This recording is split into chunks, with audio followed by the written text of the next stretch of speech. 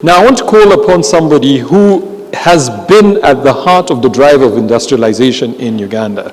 She understands trade, she understands industry, and she is here in her capacity as a senior presidential advisor actually on trade and industry. I'm going to call upon the Honorable Amelia Kyambadde to kindly come up and give us a few words of wisdom. A big hand clap for the Honorable.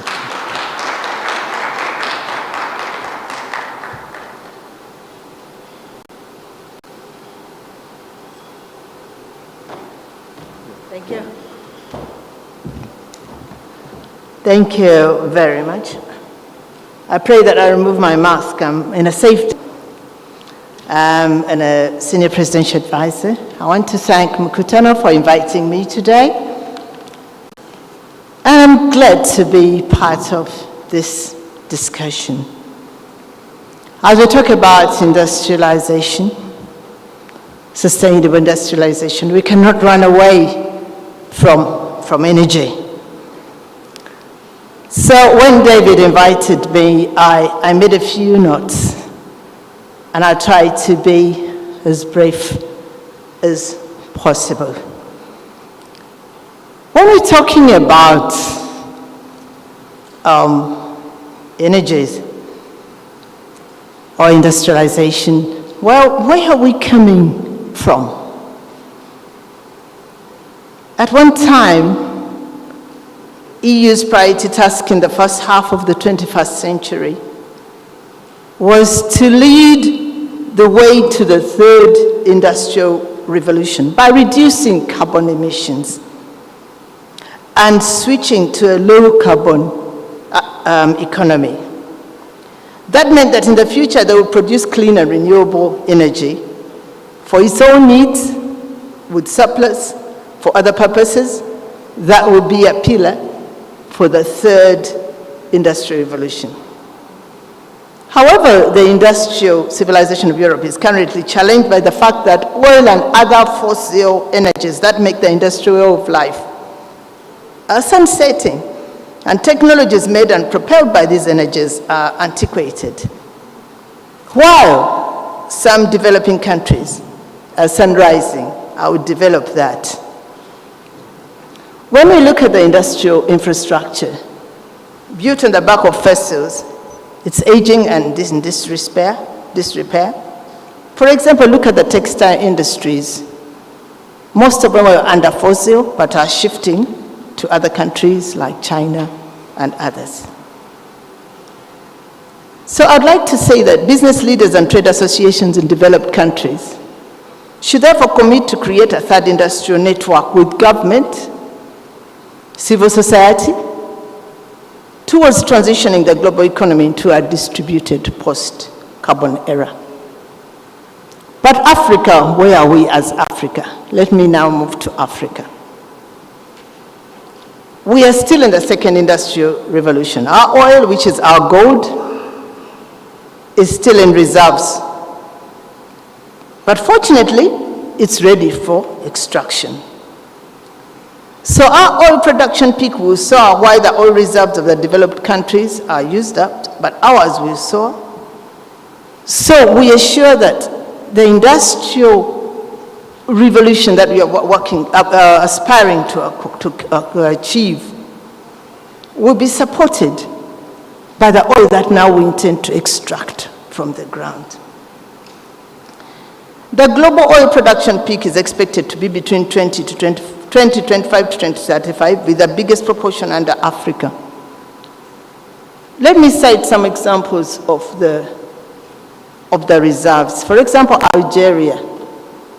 Algeria has 12.3 barrels in reserves. Libya, 48.4 barrels. Nigeria, 36.9 barrels. Uganda, 6.5 barrels. How do we translate our unlocked potential into industrialization, when ironically our oil imports are rising by $20 billion of our respective GDPs per annum in Africa?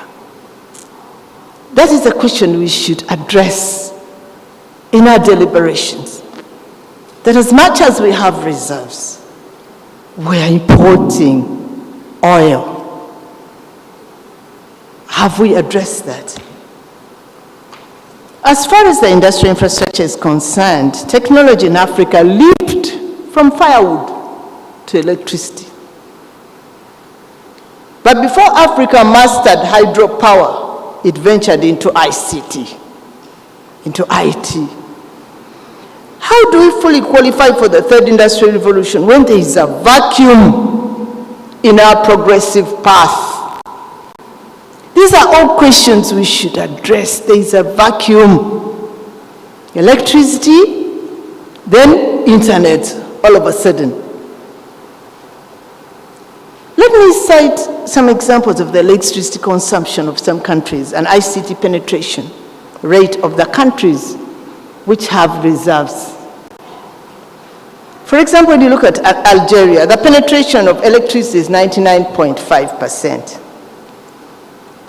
ICT is 52%. But the industrial contribution to GDP is only 34.25%. Where is the irony? Libya, electricity is 70%. ICT is 46.2%. Industrial contribution is 80%. Nigeria, electricity is 45%. Imagine, with all the reserves, ICT penetration is 51%, industrial contribution is only 28.22. Uganda, we have 6.5 barrels as reserves, electricity 49%, ICT penetration is between 24 and 28. Industrial contribution is 26.18. So these are questions we should address in such fora. How do we harmonize such situations if we want to go for sustainable industrialization? Energy is important. Internet is also important now, especially we in Africa. But how do we address the vacuum where the ordinary person is still using firewood? When we are still depleting our forests and we are talking about green energy. That is the debacle of Africa.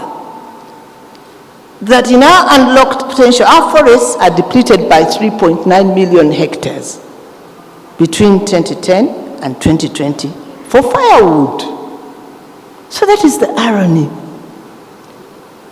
While we are developing in the internet and the ICT, what are we doing about our environment if we want to achieve the green economy? As we aspire to qualify for the third industrial revolution, let us observe the following 5 pillars as recommended by one author, Jeremy Rifkin. The first pillar is shifting to renewable energy. How do we achieve that? 2, transforming the building stock of every continent into micro-power plants to collect renewable energy on site. Europe has attempted to do that. America is attempting to do that. They say we should compare ourselves with kings. Africa should also aspire to do that. But of course, we have gone at least to the ICT level. Deploy hydrogen and other storage technologies. Use internet technology to transform the power grid. Transition the transport fleet to electric plug-in. We are trying with Kira. So as we talk about industrialization, how do we reinvent the way we do business? How? Because if you're aspiring for sustainable industrialization, you have to reinvent the way you're doing business. And we should get away from this assumption that industrialization comprises of highly capitalized, giant, centralized factories equipped with heavy machines. At attended by blue-collar workforces churning mass-produced products. I would suggest that we could manufacture batches or even single manufactured items in our homes. Our homes can be industries. In smaller places. Make it cheaper, make it quicker, with the same quality control as the most advanced state-of-art control, as the most advanced state-of-art factories. We can achieve that. During the lockdown, COVID-19 lockdown, a new digital manufacturing revolution was intensified through the process of online production of all sorts of goods globally, from jewelry, mobile phones, medical implants, and others. And I feel that once we want to go for the internet, the 3D, entrepreneurs spend less time. It is cheaper, the cost of doing business is cheaper. The raw materials are fewer. So the digital era has actually reduced the entry cost in generating and dissemination of information, leading to new businesses like Google and Facebook, but we have Jumia, we have Chikubo online, Glovo, Uber, Bolt, and the services industry has also been exposed by the internet, for example, tourism. So let me talk about Uganda as I conclude. Uganda is an agri-based economy. Talking about going green, most farms engage in ecological agriculture practices and utilize natural and organic farming methods. But how do we reduce the application of chemicals? We import these chemicals, organic commodities from you. That is the irony. How do we achieve that? When they are dumping chemicals, we are using them. We spray from the time the seed enters the ground. So, is Uganda on the right track of going green? It has been documented in the Vision 2040 through the 5-year National Development Plan under the theme Sustainable Wealth Creation. And we have established the National Industrial Policy, which is anchored on other policies. Before, our policies were only for those. Then Uganda has also evolved a green manufacturing strategy under Ministry of Trade, Industry and Cooperatives. The minister will talk about it. And its goal is to enhance development and adoption of green manufacturing strategies and practices for improved resource productivity and environmental sustainable performance and competitiveness.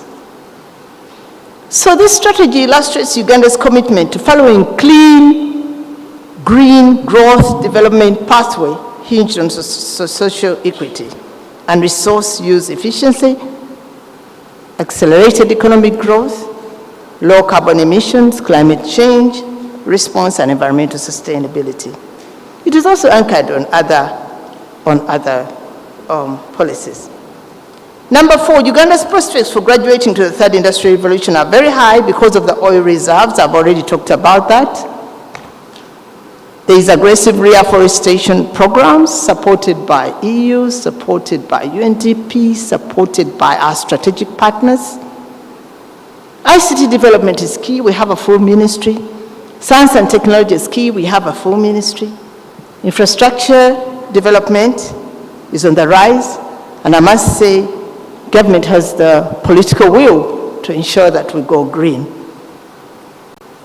So if Uganda is to transition successfully into the third industrial revolution, industrialists, entrepreneurs, and managers will take advantage of all the cutting-edge business models, e.g. internet, including open source and newcomers, research and development strategies, sustainable low-carbon logistics, and supply chain management.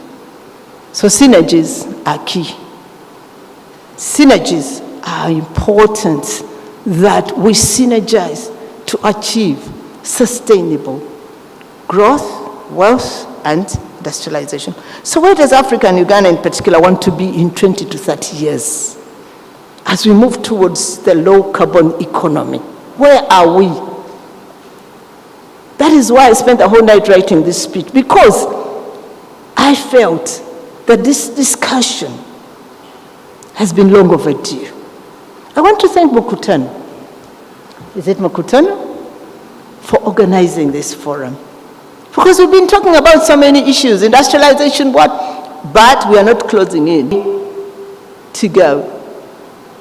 My appreciation is extended to the Mkutano Company for organizing this forum.